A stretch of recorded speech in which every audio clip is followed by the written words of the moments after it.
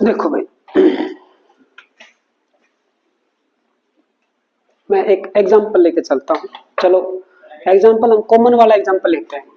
ए plus B और ये equilibrium में गया सी प्लस डी। मान लो ये एक इक्विलिब्रियम आ गया, ठीक है। तो यहाँ पे इसकी कुछ कंसंट्रेशन भी होगी। अगर मैं at time T equal to zero पे देखूं, at time T equal to zero, यानी कि जब बीकर के अंदर मैं ए और बी जो भी रिएक्टेंट है उसको मैं जस्ट डाल रहा हूं at time T equal to zero, तो इसकी कुछ कंसंट्रेशन होगी। मान लिया सर इसकी जो कंसंट्रेशन है वो कंसंट्रेशन में C1 से डेनोट करता हूं, है ना, at time T equal to zero पे। और सर इसकी कंसंट्रेशन C2 है, ये इनिशियल कंसंट्रेशन है समझो, है ना। सर इसकी कितनी है? सर ये तो जीरो है और ये भी जीरो है ना। हाँ, next at time T equal to time of equilibrium, जब इक्विलिब्रियम आ गया तो सर ये कुछ ना कुछ डिसोसिएट हो गया, है ना। कितना डिसोसिएट हुआ sir? Sir degree of dissociation decide करेगा, है ना, degree of dissociation, degree of dissociation, है ना। सर इसकी जो दोनों की डिग्री ऑफ डिसोसिएशन अगर मैं सेम मान लूं, डिग्री ऑफ डिसोसिएशन मान लो अल्फा होती है। डिग्री ऑफ डिसोसिएशन अल्फा क्या है? Number of molecules dissociated, number of molecule dissociated divided by total number of molecules. जैसे मान लो 20 टूटे 100 में से, कितनी डिग्री ऑफ डिसोसिएशन हुई?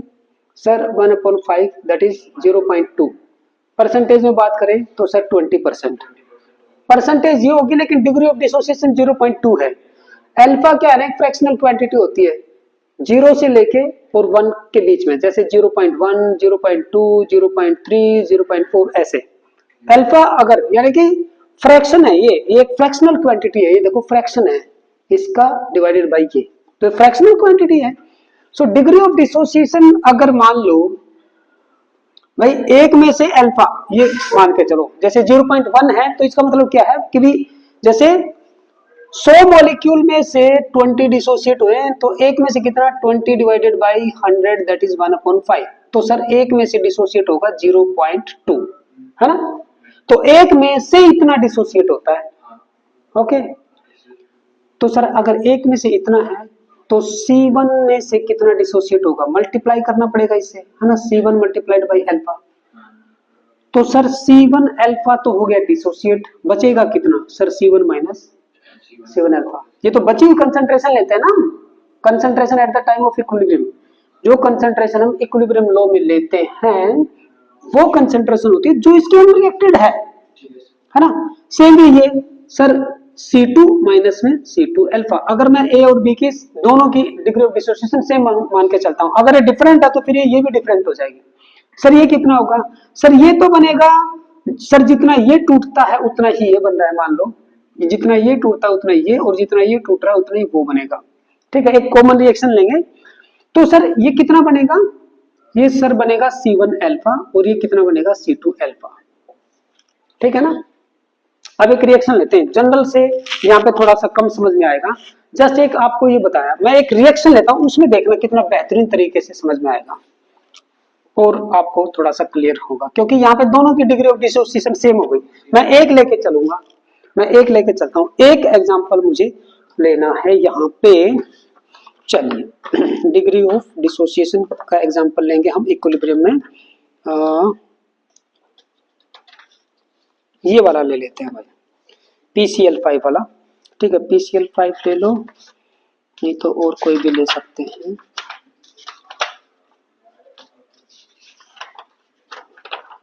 ये वाला ले लेते हैं।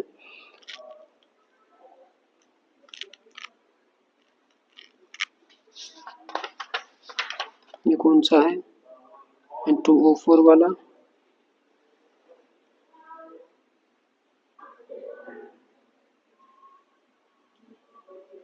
ठीक है, ये वाला लेते हैं। देखो N2O4 और इससे बन गया 2NO2, ठीक है, ये इक्विलिब्रियम आ गया, okay. At time t equal to 0 क्या है भाई? इसकी सर कुछ ना कुछ कंसंट्रेशन है, मान लिया कि ये C, अभी हम कंसंट्रेशन ले रहे हैं, ये कंसंट्रेशन है, ओके।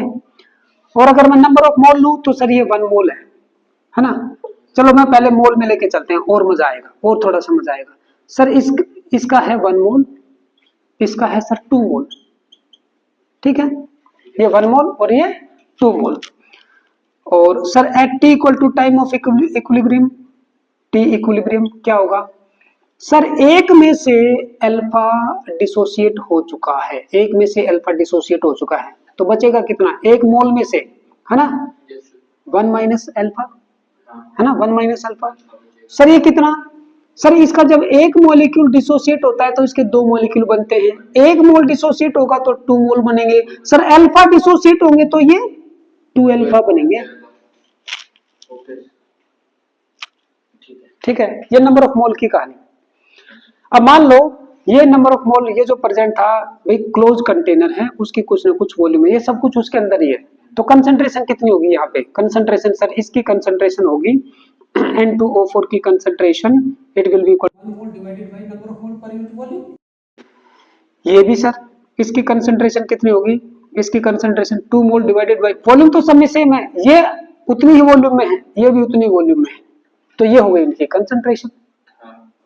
अब इक्विलिब्रियम कांस्टेंट को निकालो, के इक्विलिब्रियम जो होता है sir, concentration of this product, पहले लो को लिखो NO2 और उसकी पावर 2 प्रोडक्ट और divided by concentration of N2O4, है ना। तो सर इसकी वैल्यू पुटअप कर देते हैं, NO2 की कंसंट्रेशन कितनी सर 1/V, 1/V लिख दो सर, कोई बात नहीं, ऊपर 2 चढ़ गया, है ना, कंसंट्रेशन लिख दिया। अगर वॉल्यूम है तो वॉल्यूम, नहीं तो डायरेक्टली कंसंट्रेशन की वैल्यू भी लिख सकते हैं। एक बार मैं नंबर ऑफ मोल को लेके चला, कोई बात नहीं, 1/V उसकी पावर 2 डिवाइडेड बाय, एक सेकंड ये गलत लिख दिया भैया हमने, हम इक्विलिब्रियम को देख रहे हैं, इक्विलिब्रियम पे ये कंसंट्रेशन होगी 1 minus alpha divided by V, ठीक है, और उसकी पावर 2। सर दूसरा कंसंट्रेशन ऑफ ये सर ये होगा 2 अल्फा डिवाइडेड बाय V और उसकी पावर 1, ठीक है, इसको सोल्व कर लो सर, क्या आएगा 1 माइनस अल्फा का square divided by V square, नीचे ले लो सर, इसका V1 ऊपर चला जाएगा और ये 2 अल्फा यहाँ आ जाएगा, V से V कैंसिल आओ, एक V कैंसिल होगा, क्या बचेगा सर, ये बचेगा 1 माइनस अल्फा का स्क्वायर अपॉन में V इंटू में 2 अल्फा, ये आ गई इसके केस में के इक्विलिब्रियम। तो अब देखो, अगर हमारे पास डिग्री ऑफ डिसोसिएशन हो उस कंपाउंड की और वॉल्यूम ऑफ कंटेनर, कितना इजी हो गया के इक्विलिब्रियम को निकालना, है ना, वॉल्यूम तो हमें पता ही है, डिग्री ऑफ डिसोसिएशन उसके नेचर के ऊपर डिपेंड करता है, किसी न किसी साइंटिस्ट ने लैब में उसकी फाइंड आउट कर रखी होगी, वो वैल्यू पुट अप करो के इक्विलिब्रियम में आ जाएगा, ठीक है ना, इस तरीके से हम टेकअप करेंगे। अब मान लो, अब मान लीजिए, अब मान लो हम लेते हैं कंसंट्रेशन, यहां पे हमने लिख दिया कंसंट्रेशन,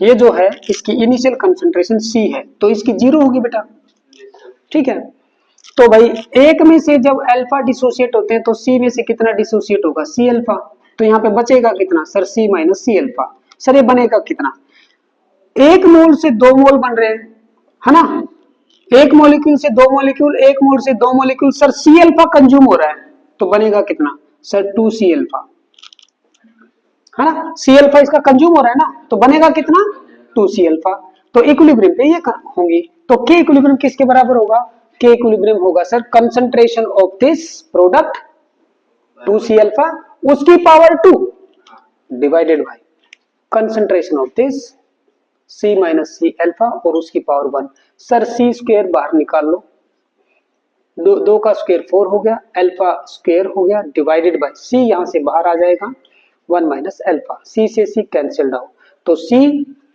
4 को आगे लो, 4C alpha square divided by 1 minus alpha. अब क्या चाहिए सर, मेरे पास कंसंट्रेशन हो, इसकी इनिशियल कंसंट्रेशन, भाई बीकर में हम किस कंसंट्रेशन का प्रोडक्ट ले रहे हैं, रिएक्टेंट ले रहे हैं, तो हमें पता ही होता है, वो रखेंगे अल्फा, रखेंगे डिग्री ऑफ डिसोसिएशन और के इक्विलिब्रियम फाइंड आउट कर लेंगे, कर सकते हैं इस टाइप के। तो एक मैं अब आपको देता हूं और हम ले लेते हैं क्या, एक न्यूमेरिकल लेते हैं बढ़िया वाला, है ना, ये वाला ले लेते हैं, लो भाई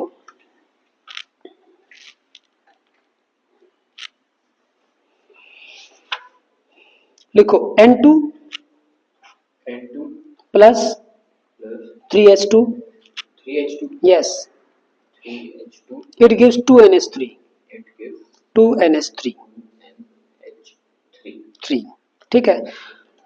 और इसमें क्या दिया है, the partial pressure of N2, N2 का पार्शियल प्रेशर है। हाँ partial pressure of N2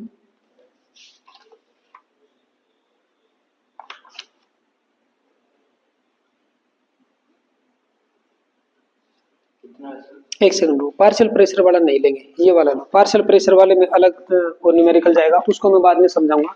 numerical ये वाला लिखो बेटा, पार्शियल प्रेशर वाला बाद में, उसमें वो लगेगा डाल्टन्स लॉ, वो मैं अलग से करवाऊंगा। ये वाला लेते हैं, the degree of dissociation alpha of PCl5 at a certain temperature, at a certain temperature T and pressure P is 0.2, ये अल्फा की वैल्यू, ठीक है। Calculate the pressure, calculate the pressure at which it will be half dissociated, जब ये आधा dissociate हो जाएगा, half dissociated at same temperature. Reaction क्या है, PCl5 जब डिसोसिएट होगा, ये इसकी रिएक्शन रहेगी, PCl5 इक्विलिब्रियम में आ जाता है PCl3 प्लस में Cl2, ये रिएक्शन है, ठीक है। तो इसका 1 मोल इनिशियली ये 0,0, फिर उसके बाद में 1 मोल में से अल्फा डिसोसिएट हो गए तो बच गया इतना, बनेगा कितना ये आप बताओ कितना बनेगा। के इक्विलिब्रियम की वैल्यू फाइंड आउट करो, ठीक है।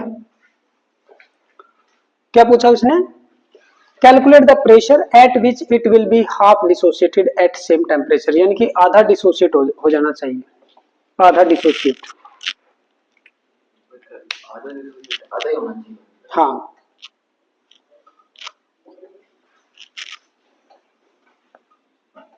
अल्फा की वैल्यू 0.2 है।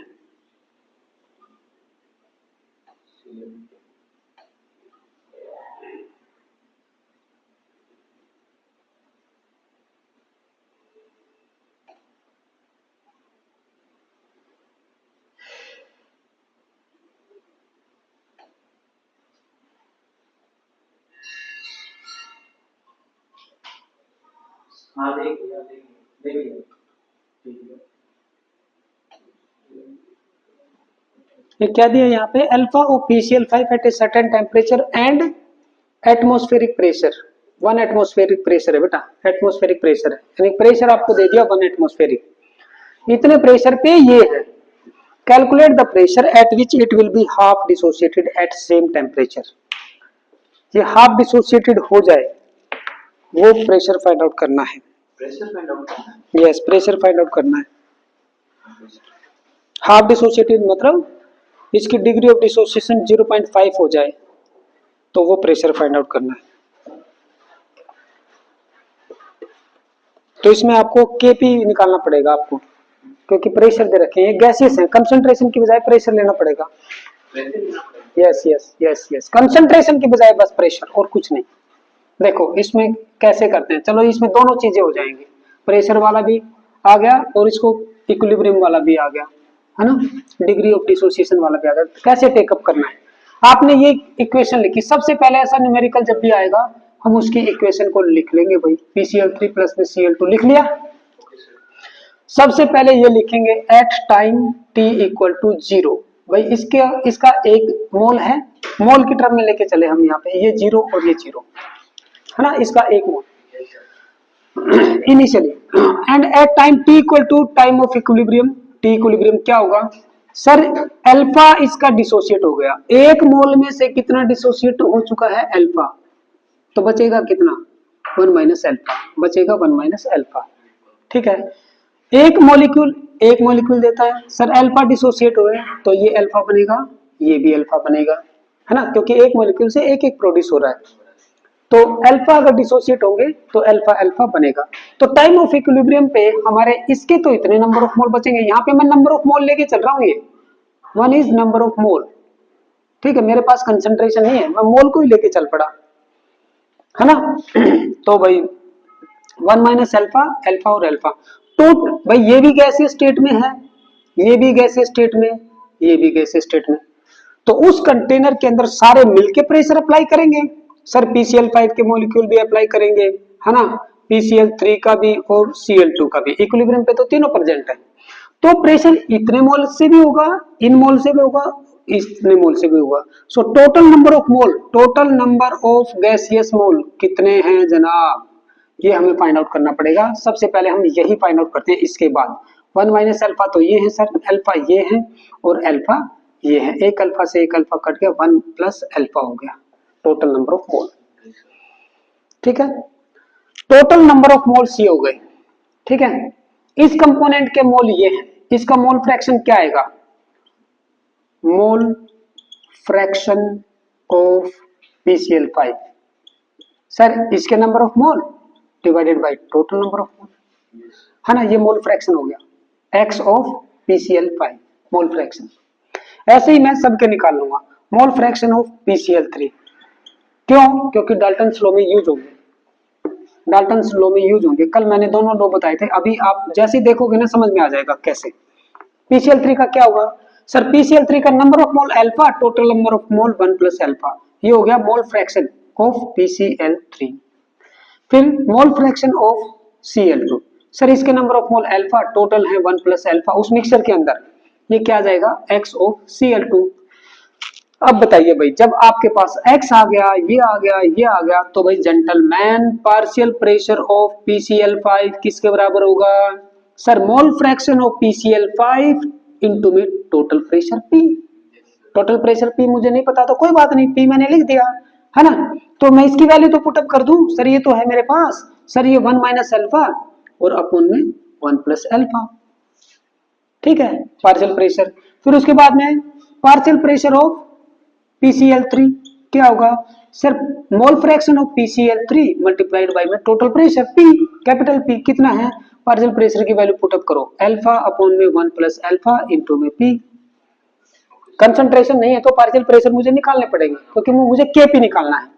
तो फिर क्या होगा sir, PCl2 partial pressure of Cl2 sir, mole fraction of Cl2 multiplied by this. इसका मोल फ्रैक्शन कितना है सर, इसका मोल फ्रैक्शन तो ये है अल्फा अपॉन में 1 प्लस अल्फा इनटू में कैपिटल P, ये आ गया। ठीक है, अब Kp निकाल दो भाई, इससे Kp निकाल दो। Kp in terms of partial pressure, यानी कि कंसंट्रेशन की जगह पे पार्शियल प्रेशर रख सकते हैं हम, तो आपका क्या आ जाएगा, Kp आ जाएगा। तो Kp किसके बराबर होगा, इस रिएक्शन को देख के आप बताइए, Kp will be equal to partial pressure of PCl3 multiplied by partial pressure of Cl2 divided by partial pressure of PCl5 होगा कि नहीं। ये जो वैल्यू निकाली है रख दो, रख दो, यस यस यस, इनटू में P करके चलो, रख दिया भाई, रख दिया। PCl3 का सर अल्फा अपॉन में 1 प्लस अल्फा इनटू में P, Cl2 का सर अल्फा अपॉन में 1 प्लस अल्फा इनटू में P divided by 1 minus alpha upon में 1 प्लस अल्फा इनटू में P। जो कटता उसको कूट लो, पिटता उसको पीट दो, पीट दिया भाई हमने, P से P कैंसिल हो गया, और एक 1 प्लस अल्फा से ये 1 प्लस अल्फा कट जाएगा, और भाई ये ऊपर बच गया अल्फा स्क्वायर, एक बच गया P, नीचे आ गया 1 प्लस अल्फा और इनटू में ये वाला 1 माइनस अल्फा। सर क्या आ गया, अल्फा स्क्वायर P अपॉन में 1 minus alpha square, 1 minus alpha square आ गया। यही है क्या, यही आया क्या, एक बार देख लेते हैं। Yes, we are absolutely right. ठीक है, वी आर एब्सोल्युटली राइट। अब न्यूमेरिकल को पढ़ो भाई, क्या कहता है न्यूमेरिकल में, क्या दिया है, एक तो अल्फा की वैल्यू दी है 0.2, प्रेशर दिया है 1 एटमॉस्फेयर, दिया है कि नहीं, 1 एटमॉस्फेरिक प्रेशर, अल्फा है, P है, मैं क्या निकालूंगा यहाँ से, Kp, Kp आ जाएगा सर। Kp देख लो क्या है, Kp will be equal to alpha की वैल्यू 0.2 का स्क्वायर इनटू में 1 डिवाइडेड बाय 1 माइनस 0.2 का स्क्वायर, ये आ गया सर, तो दूनी 4, 0.04 डिवाइडेड बाय 1 माइनस में 0.04, ये आएगा 0.04 डिवाइडेड बाय, ये बचेगा 0.96 ऐसे, प्लस का आएगा 1 है, ये 0.04। इसको जब डिवाइड करेंगे तो कितना आएगा, एक जीरो से एक जीरो कट गया, 4 एकम 100, 1/16 सिक्कम 96, 48 और 24, 1/24, 1/24 आएगा। और 1/24 को जब मैं डिवाइड करूंगा, हाँ एग्जैक्टली 0.0417, 0.0417 आएगा। आप कैलकुलेटर से कर सकते हो। केपी आ गया, केपी मैंने फाइंड आउट कर लिया, केपी आ गया मेरा 0.0। ये आपके पास बहुत बढ़िया डाटा आ गया। अब वो मैनिपुलेट कर रहा है, केपी कर लिया। अब वो बोल रहा है कि जब वो हाफ डिसोसिएट हो जाए, यानी कि अल्फा आधा मतलब PCl5 आधा डिसोसिएट हो गया, तो अल्फा की वैल्यू कितनी, 0.5।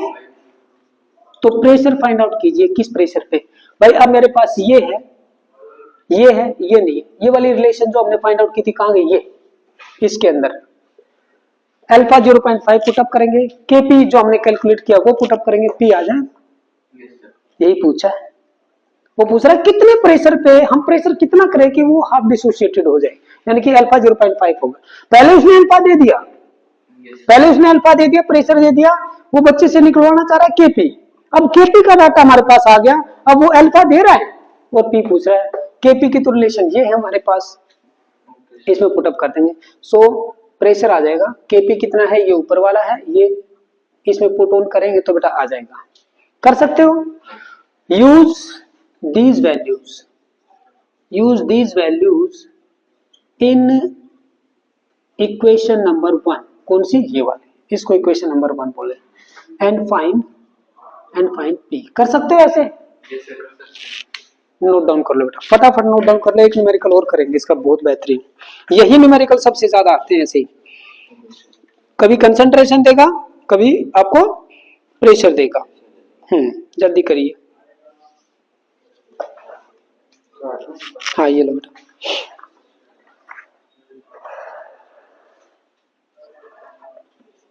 ये लो। अब की बार कंसंट्रेशन का आ गया, एनसीईआरटी का क्वेश्चन है, ये करेंगे अब की बार।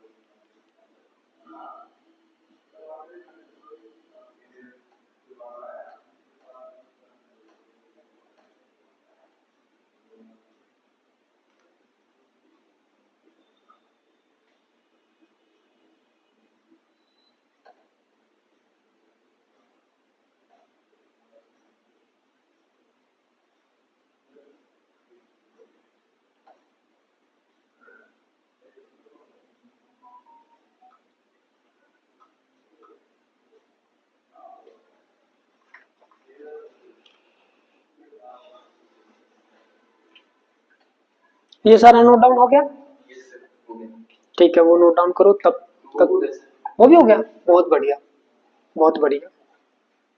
देखो पहले एक न्यूमेरिकल अभी कंसंट्रेशन वाला लेते हैं, उससे थोड़ा सा और देखो। या तो नंबर ऑफ मोल दिए हो हमारे पास, कोई फर्क नहीं पड़ेगा। देखो अगर मान लो नंबर ऑफ मोल दिए रिएक्टेंट के इधर, है ना, ये रिएक्टेंट किस में जा रहे हैं, प्रोडक्ट में, नंबर ऑफ मोल दे दिए। अल्फा हमारा क्या होता है sir, number of molecules dissociated upon में टोटल नंबर ऑफ मॉलिक्यूल। ये तो मॉलिक्यूल के टर्म में भाषा हुई। अगर मान लो नंबर ऑफ मोल है sir, number of moles of that reactant dissociated upon में टोटल नंबर ऑफ मोल्स। तो बात तो वही होगी, इसको मैं 6.022 से ऊपर मल्टीप्लाई करूं, नीचे मल्टीप्लाई करूं, नंबर ऑफ मोल आ जाएंगे, है ना। तो बात तो वही है, नंबर ऑफ मोल। तो अगर मान लो नंबर ऑफ मोल है, ये इनिशियली n है तो ये 0, तो इसमें से जो डिसोसिएट होंगे तो वो अल्फा ही होंगे। अल्फा डिसोसिएट हुए तो बचेंगे इतने, ठीक है ना, ये याद रखना, यही इंपॉर्टेंट चीज है बस यहाँ पे। और फिर रिएक्शन को देख के हम उधर बना लेंगे किस के हिसाब से बन रहे हैं, एक मॉलिक्यूल डिसोसिएट होके कितना दे रहा है। तो अब की बार फिर वही है, नोट डाउन करो बेटा, 3 मोल्स ऑफ PCl5, ये लिख लेते हैं, है ना, इस न्यूमेरिकल को ले लेते हैं, काफी इंपॉर्टेंट है। 3 मोल ऑफ PCl5, ठीक है, केप्ट इन, देखो kept in 1 litre closed vessel, ठीक है, क्लोज्ड वेसल में रिएक्शन हो रही है, उसकी वॉल्यूम दे दी भाई 1 लीटर दे दी, तो number of mole divided by 1 litre करेंगे तो नंबर ऑफ मोल ही ऑटोमेटिकली कंसंट्रेशन हो गई, है ना। 1 litre was allowed to attain equilibrium, okay, to attain equilibrium, ठीक है जी, इक्विलिब्रियम अटेन हो गया। टेम्परेचर भी दे दिया उसने एट 380 केल्विन, ठीक है। कैलकुलेट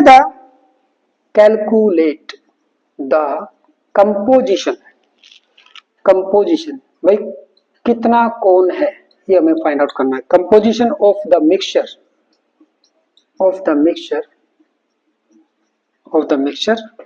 एट इक्विलिब्रियम इफ इसने Kc पहले से दे दिया, Kc इज इक्वल टू 1.80, तो आप कंपोजिशन पता करिए कि इक्विलिब्रियम पे इसकी कितनी कंसंट्रेशन है PCl5 की, है ना, PCl3 की कितनी है, तीनों की आप इसकी कितनी है। कंपोजिशन का मतलब वही है ना कि उसकी कंपोजिशन फाइंड आउट की। Calculate the composition of the mixture, यानी कि इतनी इसकी कितनी परसेंट, कितनी कंसंट्रेशन है, इसकी कितनी और इसकी कितनी, या नंबर ऑफ मोल भी बता दो पर लीटर, एक ही बात है। तो देखो भाई कितने मोल लिए इसने, वर केप्ट इन, तो at time t equal to 0 ये 3 मोल है, ये कितने हैं सर 0 है ना। हमें इसकी डिग्री ऑफ डिसोसिएशन नहीं पता, हम x मान के चल पड़ते हैं, x या अल्फा मान लिया हमने, तो भाई हाँ अल्फा मान लो। At time of equilibrium that is t equal to t equilibrium क्या है सर, अल्फा तो डिसोसिएट हो गए, है ना, तो बचेंगे कितने सर 3 माइनस अल्फा बचेंगे। सर ये कितना बनेगा सर, एक मॉलिक्यूल एक दे रहा है तो अल्फा डिसोसिएट होंगे तो ये भी अल्फा बनेंगे और ये भी अल्फा, तो Kc निकालो भाई, Kc किसके बराबर होगा sir, Kc concentration of this, अब कंसंट्रेशन तो मुझे पता है, नंबर ऑफ मोल, सुनो ना एक सेकंड, कंसंट्रेशन सर इसके मोल पर यूनिट वॉल्यूम 1 लीटर, ये यही तो है इसकी कंसंट्रेशन, इसकी कंसंट्रेशन सर इतने मोल हैं पर लीटर, ये इसकी कंसंट्रेशन सर इसकी 1 लीटर में, क्योंकि वेसल की वॉल्यूम कितनी है 1 लीटर है, तो सारे 1 लीटर में ही, ओके। तो भाई इसकी कंसंट्रेशन ये है, इसकी ये है और इसकी ये है। अब Kc किसके बराबर होता है, concentration of PCl3 multiplied bye concentration of Cl2, अब पार्शियल फ्रैक्शन नहीं है, केवल कंसंट्रेशन, कंसंट्रेशन वाले न्यूमेरिकल आसान होते हैं, हालांकि वो भी आसान है, बस हमें उसमें पार्शियल फ्रैक्शन निकालना पड़ता है मोल फ्रैक्शन को यूज करके। तो भाई अब इनकी वैल्यू पुटअप कर दो सर, वैल्यू पुटअप मैं अभी कर देता हूं 2 मिनट में, ये लो भाई वैल्यू पुटअप कर दो भाई। Kc is equal to concentration of PCl5 that is 3 minus alpha, है ना, यही है, सॉरी PCl3 बेटा, ऊपर PCl3 है ना, तो अल्फा इनटू में alpha divided by 3 minus alpha, ये हो गया भाई जेंटलमैन, ठीक है ना, अल्फा अल्फा 3 माइनस अल्फा, तो क्या आएगा भाई, ये आएगा अल्फा स्क्वायर अपॉन में 3 माइनस अल्फा। Kc की वैल्यू दे रखी है कितनी है, Kc is equal to 1.80 equal to alpha square upon में 3 माइनस अल्फा, ये एक क्वाड्रेटिक इक्वेशन बनेगी, बनाओ भाई, इसको इधर मल्टीप्लाई करो, 1.80 इंटू में 3 minus alpha equal to alpha square, इसको मैं इससे करता हूं तो 5.40 माइनस में 1.80 alpha equal to alpha square, इसको दोनों को इधर ले जाओ, तो अल्फा स्क्वायर प्लस में 1.8 अल्फा माइनस में 5.4 इक्वल टू 0, हाँ ये सारा मैं इधर ले आया, ये माइनस प्लस हो गया, ये बन गई एक क्वाड्रेटिक इक्वेशन। क्वाड्रेटिक इक्वेशन में रूट कैसे फाइंड आउट करते हैं, स्प्लिटिंग कर लो, स्प्लिटिंग वाला ही होगा। अगर मान लो ऐसी इक्वेशन होती है ना, एक्स स्क्वायर प्लस में ax स्क्वायर प्लस में bx plus c equal to 0, ये इक्वेशन होती है, तो x की क्या वैल्यू आती है, x is equal to minus b plus minus under root b square minus में 4ac अपॉन में 2a, यही होती है ना, यही है, शायद आपको याद आ गया होगा, minus b plus minus under root b square minus 4ac। तो B ये वैल्यू है, A ये वैल्यू है, C ये है। तो भाई x की जो मेरी वैल्यू आएगी, यानी कि यहाँ पे तो अल्फा है, अल्फा की जो मेरी वैल्यू आएगी ये होगी माइनस बी, यानी कि माइनस का 1.8 प्लस माइनस दो रूट आएंगे, देखेंगे अभी, प्लस माइनस अंडर रूट में बी स्क्वायर यानी कि 1.8 का स्क्वायर माइनस में 4, ए क्या है 1 है, यहाँ तो 1 ही है 1, और सी क्या है सर, सी मेरा माइनस का 5.4 है, हाँ ये माइनस माइनस बाद में होगा, डिवाइडेड बाई 2a यानी कि 2 इंटू में दिस 1 क्या आया माइनस 1.8 प्लस माइनस साथ में रखो इंटू में 1.8 का स्क्वायर, कैलकुलेटर लो बोरा, हाँ जल्दी लो, 1.8 का स्क्वायर क्या आएगा 18 18 256, तो 2.56, ठीक है 256 ही होता है ना, या कुछ और है, 256 ही होना चाहिए, 324 होता है, अच्छा ठीक है ठीक है ठीक है, 256 कुछ और होगा फिर 3.24 माइनस माइनस हो जाएगा प्लस 4 इंटू में ये करेंगे 4 चौके 16 का छक्का चले 4 5 20 और 21 21.6 है ना, इन दोनों को आपस में जोड़ो और अंडर रूट बताओ, ये होगा minus 1.8 plus minus under root, ये हो जाएगा 4 एज इट इज, 6 और 2 8, 21 और 3 24, 24.84 डिवाइडेड बाई 2.1 कितना आया भाई, अल्फा की वैल्यू कितनी आई, हाँ करो करो, अल्फा की वैल्यू चलो मैं बता देता हूँ, alpha alpha alpha alpha alpha alpha 1.59 आ जाएगा बेटा, है ना। यहाँ पे देखो अगर मैं नेगेटिव साइन ले लूंगा ना, देखो इधर देखो एक बार, ये भी नेगेटिव ये भी पूरी negative divided by positive quantity negative आएगा, सर डिग्री ऑफ डिसोसिएशन कभी नेगेटिव नहीं होगी, तो इसमें नेगेटिव साइन नहीं लेना, ठीक है, पॉजिटिव वाला लेंगे तो ये कम नेगेटिव ये ज्यादा पॉजिटिव, तो कुछ ना कुछ आएगी, कितनी है ये 1 पॉइंट समथिंग आनी चाहिए, तो कितने गया 1.59 आएगी जेंटलमैन, 1.59 आपकी अल्फा की वैल्यू आ गई। अब तो आप बता सकते हो कंपोजिशन, है ना, इसकी कंसंट्रेशन होगी 1.59 मोल पर लीटर, इसकी कंसंट्रेशन अल्फा ही है 1.59 मोल पर लीटर, इसकी 3 माइनस अल्फा यानी कि 3 माइनस में से वो घटाएंगे मोल पर लीटर, ये कंपोजिशन हमने बता दी। इस तरीके से हम टेकअप करेंगे, है ना, क्वाड्रेटिक इक्वेशन भी बनानी पड़ सकती है आपको, नोट डाउन कर लो बेटा जल्दी, फिर हम एक अगली कॉन्सेप्ट करेंगे। कहां तक कर लिया ये नोट, न्यूमेरिकल नोट डाउन हो गया था, सॉल्यूशन सॉल्यूशन यहाँ तक कहां तक हो गया, ठीक है वो वाला नोट डाउन कर दें, आफ्टर दैट आप बता दोगे, है ना। कंपोजिशन का मतलब सभी कंपोनेंट की जितने भी रिएक्टेड प्रोडक्ट हैं सबकी कंसंट्रेशन आपको वहां पे डिक्लेयर करनी है।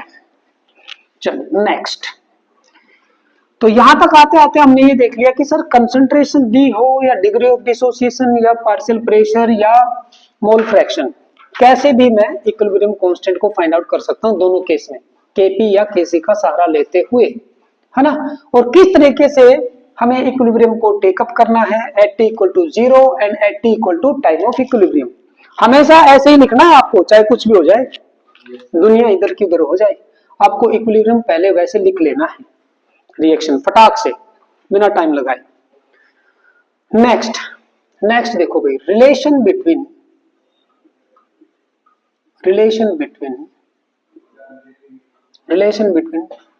Delta G naught and K that is equilibrium constant, क्या आएगी ये रिलेशन देखो भाई, अकॉर्डिंग टू थर्मोडायनेमिक के according to thermodynamics delta G is equal to delta, ये एंथैल्पी ऑफ रिएक्शन, आर लिखने की जरूरत है क्या, एंथैल्पी ऑफ रिएक्शन, ये डेल्टा जी नोट आर मतलब एंथैल्पी ऑफ रिएक्शन, एक रिएक्शन के दौरान कितना चेंज इन फ्री एनर्जी आया, delta G R is equal to delta G naught plus R T L N Q plus R T L N Q,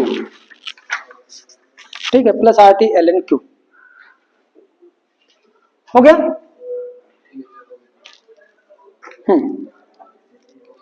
plus R T L N Q, ये होती है भाई according to thermodynamics. Sir ये क्या चीज है थोड़ा समझा दो, ये है free energy change at any temperature and pressure, ये sir free energy change during that reaction at STP, standard temperature and pressure. Temperature is 298 kelvin, pressure is 1 bar. ठीक है, ये अपनी स्टैंडर्ड टेम्परेचर और प्रेशर की कंडीशन है। Sir R क्या है? Sir universal gas constant 8.314 joule per kelvin per mole, इसकी वैल्यू होती है SI यूनिट में। टी क्या है? Sir particular temperature, temperature in kelvin, याद रखना। कैपिटल टी आपको जहां पर भी दिखाई देगा ना वो केल्विन में होगा भाई। Sir what is LN? Sir natural logarithm. Q क्या है? Q is reaction quotient. Sir ये क्या है? ये नई चीज आई है, रिएक्शन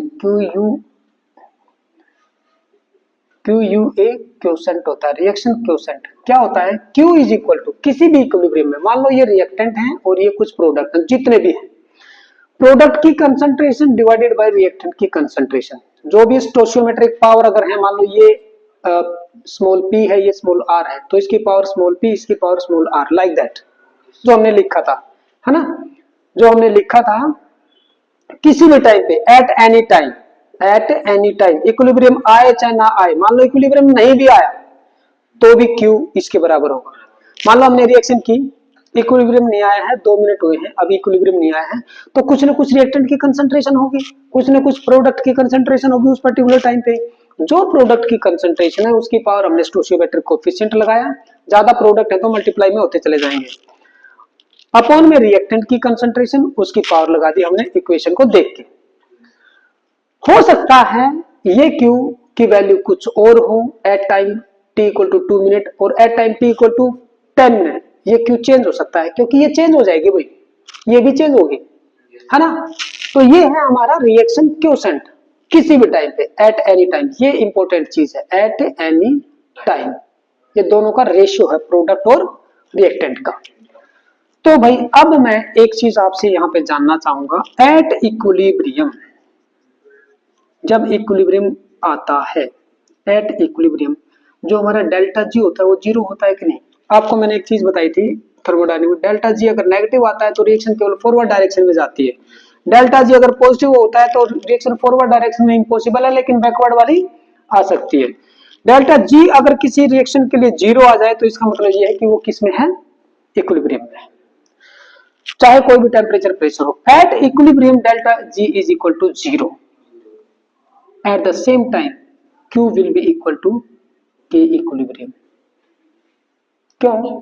क्योंकि उस टाइम इक्विलिब्रियम पे जो ये हम रेशियो लेते हैं ना, ये कैपिटल Q नहीं होता, ये K इक्विलिब्रियम के बराबर आ जाता है, यानी कि K इक्विलिब्रियम Q का एक स्पेशल केस है। जब इक्विलिब्रियम आ गया उस time Q is equal to K equilibrium, otherwise Q तो हमेशा है, और वो वैसे ही है जैसे इसमें आया था, है ना, वैसे ही है, ऊपर प्रोडक्ट नीचे रिएक्टेंट। तो अगर मैं ये दोनों चीजें इस रिएक्शन के अंदर यूज कर दूं, using equation number 2 in equation number 1, क्या कहता है? Using equation number 2 in equation number 1 we get, क्या मिलेगा भाई? सर डेल्टा जी तो जीरो हो गया इक्विलिब्रियम पे, ठीक है, डेल्टा जी नोट बचेगा सर, डेल्टा जी नोट, है ना, standard free energy change, plus में आर टी और ये एल एन, और क्यू की जगह हो जाएगा के इक्विलिब्रियम, ठीक है। तो भाई ये जीरो है तो इसको इधर ले जाओ, क्या आएगा? सर ये तो बहुत ही इंपॉर्टेंट चीज आ गई है, और वो क्या आ गई है? Delta G naught is equal to minus R T L N K, delta G naught is equal to, चलो भाई दिस इंप्लाइज दैट, यहां से ले लेता हूं, delta G naught is equal to, ये enthalpy of reaction, sorry, free energy change in reaction at standard condition will be equal to minus RT ln K, और K equilibrium ऐसे लिख लो, या ln K भी लिख सकते हो।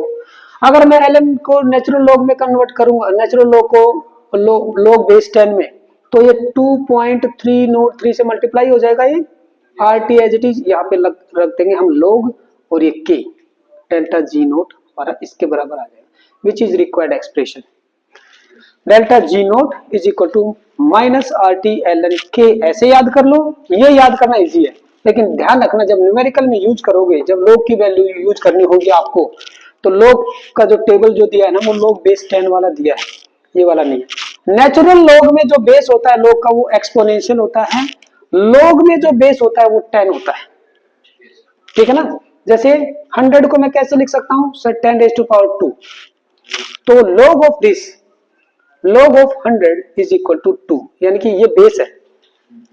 जितनी भी क्वांटिटी है 10 की पावर में लिखी जाएंगी, 10 की पावर 2 या 10 की पावर 2.1, 10 की पावर जितनी भी है। log जो होता है उसका बेस 10 होता है, लेकिन नेचुरल में e होता है और e की वैल्यू 2.7 के आसपास होती है ना। e की पावर 1 इसके टर्म में e की पावर 1.1, e की पावर, इस तरीके से वो क्वांटिटी लिखी जाती है, ठीक है ना। तो इसमें ज्यादा आई थिंक यहाँ पे बस इतना ही याद रखना हमें, नेचुरल लॉगरिथम को, और इन दोनों में रिलेशन यही होती है, इन दोनों में रिलेशन यही होती है कि natural logarithm of x is equal to 2.303 log of x, ये रिलेशन होती है। बस उसको मैंने यहाँ पे यूज किया है। ये इसके न्यूमेरिकल आएंगे, कैसे आएंगे देख लो भाई। डायरेक्टली k की वैल्यू दे सकता है आपको, इसमें यूज करके ये पूछ सकता है, और वो ये पूछेगा कि ये बताइए कि डेल्टा जी नोट, अब अगर मान लो आपका डेल्टा जी नोट कुछ भी आएगा, तो वो आपसे ये भी पूछ सकता है कि वो अगर एक सेल बन रही है तो ई नोट की वैल्यू बताओ, क्योंकि मैंने आपको बताया था delta G naught is equal to minus N F E naught cell भी होता है। क्या आप जानते हो what is E naught cell? नहीं जानते, बस इस रिलेशन को यूज कर लो, मतलब एक बार लिख लो डेल्टा जी नोट की, एक तो ये इक्वेशन और एक ये बेटा, ये अभी आपकी अगली यूनिट में आ जाएगा रेडॉक्स रिएक्शन में। ई नोट सेल, ये किसी भी सेल का पोटेंशियल होता है, वोल्टेज होते हैं। जैसे हमारा ड्राई सेल होता है ना, उसका कितना पोटेंशियल है, ई सेल 1.5 वोल्ट। जो हमारी लेड एसिड बैटरी है उसका पोटेंशियल, उसकी एक सेल की करे ना तो 2 वोल्ट की होती है। लेड एसिड बैटरी जो कार में यूज होती है, 3 को सीरीज में लगा दो, 3 को सीरीज में, तो वो 6 वोल्ट की बन जाएगी, 6 को लगा दो तो 12 वोल्ट, तो बेसिकली उसका 2 वोल्ट है, तो वो होती है ई नोट सेल।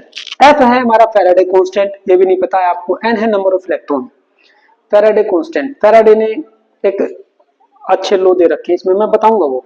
तो एक है, तो देखो फ्री एनर्जी है ना, एक थर्मोडायनामिक की कॉन्सेप्ट है, इसको आप फाइंड आउट कर सकते हो, इसको आप फाइंड आउट कर सकते हो इक्विलिब्रियम की कांस्टेंट लगा के, इक्विलिब्रियम की कॉन्सेप्ट यूज करके। देखो k की वैल्यू अगर मेरे पास हो ना, k की वैल्यू मैं कैसे निकाल सकता हूं सर, पिछले दो न्यूमेरिकल में हमने k की वैल्यू निकाली, या तो kc के टर्म में या kp के टर्म में, डेल्टा जी आ जाएगा। सर डेल्टा जी अगर मेरे पास हो ना, तो मैं ई नोट सेल फाइंड आउट कर सकता हूं, जो कि इलेक्ट्रोकेमिस्ट्री की कॉन्सेप्ट है, ये ब्रांच ही अलग है। देखो एक कॉन्सेप्ट इलेक्ट्रोकेमिस्ट्री की, एक इक्विलिब्रियम की और एक थर्मोडायनेमिक्स की, भाई मैच हो गई। जिस कॉन्सेप्ट में टेक्निक लगा के आपके पास एक वैल्यू आ गई, ये आ गई, इससे ये निकाल लिया, इससे आप क्या निकाल सकते हो, वो जो रिएक्शन हो रही है सेल के अंदर, ई नोट सेल अगर आपके पास है, ये निकाला, इससे क्या निकाल सकता हूं, यानी कि वहां पे इक्विलिब्रियम कांस्टेंट की वैल्यू क्या है मैं वो निकाल सकता हूं। यानी कि तीनों आपस में इंटरकनेक्टेड है। जो टेक्निक सही जिसमें लगा के आपके पास डाटा आ जाए, उस डाटा को दूसरी कॉन्सेप्ट की वैल्यू फाइंड आउट करने में यूज किया जा सकता है। This is the beauty of these reactions. इस टाइप की रिलेशन जो है ना बहुत ही इंपॉर्टेंट होती है। ये जो रिलेशन किसने दी थी, ये वाली जो आई अपनी, ये दी थी बेटा वेंट होफ ने। वेंट होफ को पहला केमिस्ट्री का नोबेल प्राइज मिला था, वेंट होफ, वेंट होफ, और इसको बोला जाता है went Hoff equation, isotherm equation, went Hoff isotherm, isotherm equation, ठीक है, वेंट होफ आइसोथर्म इक्वेशन। इसको क्योंकि उसने क्या किया था ना, जैसे एक पर्टिकुलर टेम्परेचर पे टेम्परेचर कांस्टेंट कर दिया भाई साहब ने, एक तरफ डेल्टा जी लिया। देखो इस इक्वेशन को मैं लिखता हूं, इसको आइसोथर्म क्यों बोलते हैं? आइसोथर्म का मतलब होता है कि ऐसा ग्राफ जो कांस्टेंट टेम्परेचर पे फाइंड आउट किया है, उस ग्राफ को फाइंड आउट करने वाली इक्वेशन है ये, ठीक है ना, ये पूछा जा सकता है।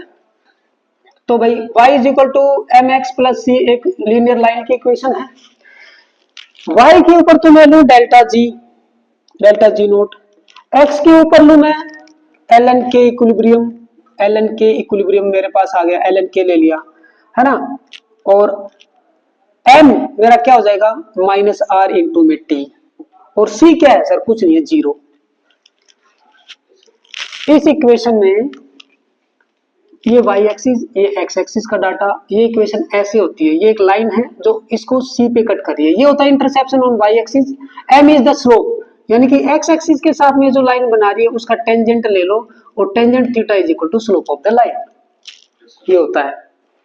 तो अब इसके साथ कोरिलेट करते हैं। सर y पे तो आप डेल्टा जी नोट लो, एक्स एक्सिस पे आप ln k, टेम्परेचर को कांस्टेंट कर दिया जाए, एक पर्टिकुलर टेम्परेचर पे r भी कांस्टेंट है, तो सर ये यहां पे देखो भाई, यहां पे जीरो पे इंटरसेप्ट करेगी क्योंकि इंटरसेप्शन ऑन y एक्सिस क्या है, जीरो, और सर वहां से ये नेगेटिव स्लोप जाएगी। देखो ऐसा स्लोप होता है तो पॉजिटिव, ये नेगेटिव स्लोप आएगा भाई माइनस RT। तो ये ग्राफ ऐसा आया था, ये है कांस्टेंट टेम्परेचर पे खींचा हुआ graph by using this equation, इसलिए इसको बोला गया वांट ऑफ आइसोथर्म इक्वेशन। ये आ सकता है what will be the graph between delta G naught and ln k, ऐसा ग्राफ होगा, ये जीरो वैल्यू, ठीक है ना, जीरो है यहाँ पे। इंटरसेप्शन ऑन y एक्सिस कहाँ पे कट मारा इसने, y एक्सिस को जीरो पे। अगर यहाँ पे कुछ वैल्यू होती ना जैसे 3, तो हो सकता है ये लाइन यहाँ से जाती, और अगर मान लो प्लस होता तो हो सकता है वो यहाँ से ऐसे जाती ऊपर की तरफ। अब नेगेटिव स्लोप है माइनस RT, तो नीचे की तरफ जाएगी। हाँ, इसको नोट डाउन कर लो बेटा। This is known as point of isotherm equation, isotherm is this, और ये लाइन ऑफ इक्वेशन कैसे कंपेयर करके हमने इसको किया है ये पता होना चाहिए। Yes, note it down, note it down.